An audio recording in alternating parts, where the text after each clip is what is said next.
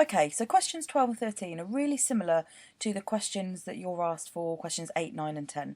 So really, strictly speaking, you need to use the same techniques as I mentioned before in terms of how you're going to answer those questions.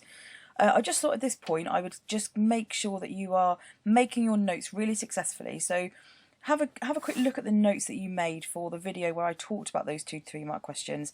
Have you included some of these kind of tips here? Things like be concise but explain your points briefly and don't just write one-word answers.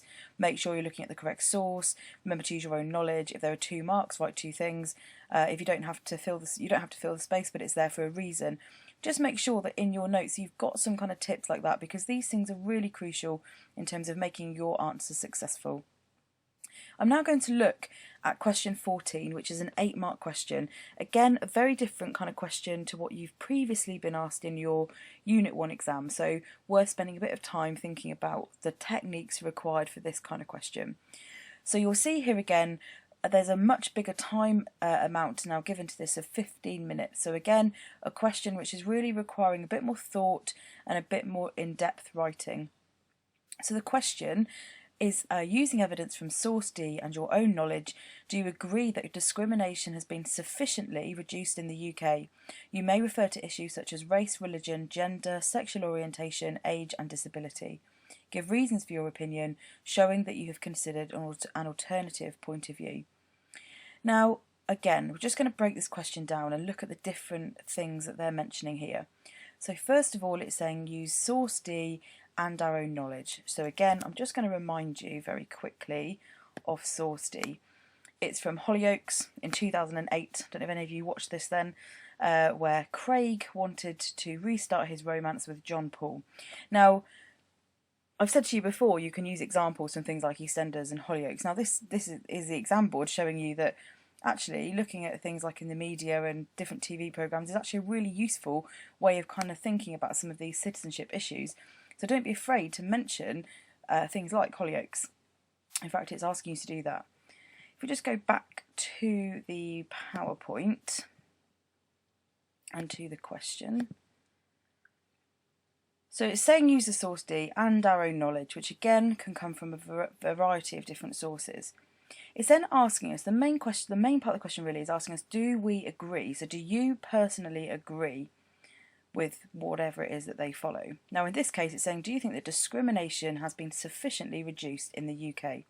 So first of all, what do we mean by the word discrimination? Discrimination really simply means people being treated differently because of something about them.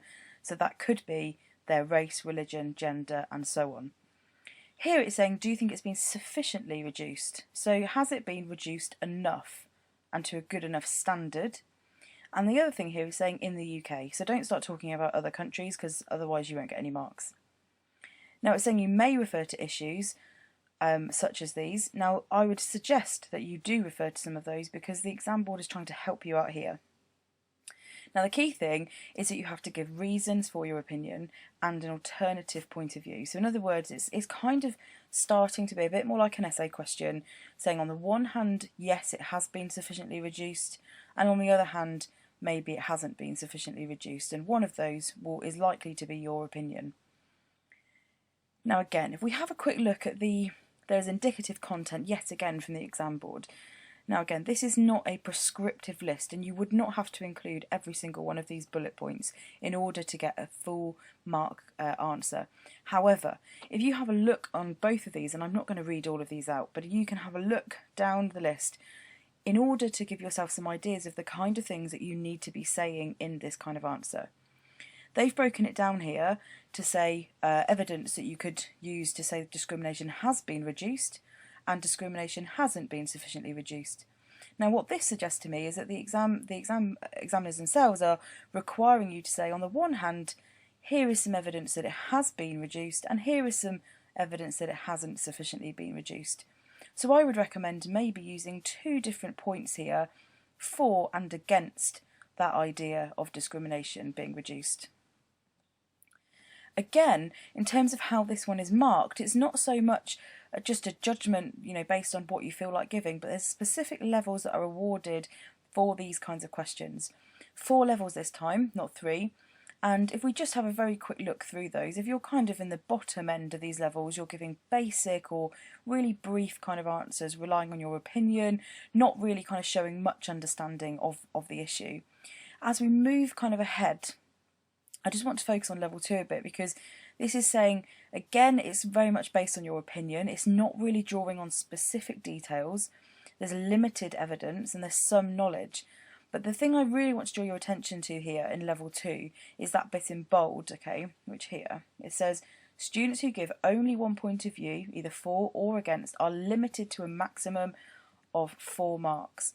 Now that is absolutely vital, because if you do not give an alternative point of view, you will not ever get more than 4 marks, however well you have written your argument. So as soon as you start to cover both points of view, you're automatically going to be thinking that you're going to be in a level 3 or level 4. And that's the key thing to think about. In terms of getting those higher marks, you must cover both points of view. Again, if we just have a very quick look in terms of the skills that they're asking for here, it's saying, even at level 3, it's saying develop limited arguments and demonstrating quite good knowledge, whereas a level 4 is where you have a clear balance, you cover both points of view, and you use clear evidence to support your arguments. So if we go back to the indicative content here, this might be, for example, you say, discrimination has been sufficiently reduced. There is much better anti-discrimination education at school. For example, in our citizenship lessons, we learn about the Stephen Lawrence case and discrimination, and this helps us learn that discrimination is not good. That's an example there of the kind of thing you might say to start getting into a level 3 or 4 answer. So have a think about this question. Okay, again, in your own time, and again, you can watch these videos, have a look at this indicative content and think about how you might start writing that into an answer. Just one final thing I want to say here is, if you notice, there's just about a page of A4 given in terms of writing this answer. If we think about this really logically, if it's 8 marks and we need to give a divided argument, really half of that space needs to be your point in favour, and half of it needs to be your points against that kind of question, and one of those needs to be your own opinion. And I would recommend that each of those halves is broken down into 2 separate points. So you're going to say, on the one hand, you think it has been reduced, and here's your first example of that. And then here's a second point and example. And then you go, on the one hand, it has been reduced or hasn't been reduced sufficiently. And then you do the same thing in the second half there.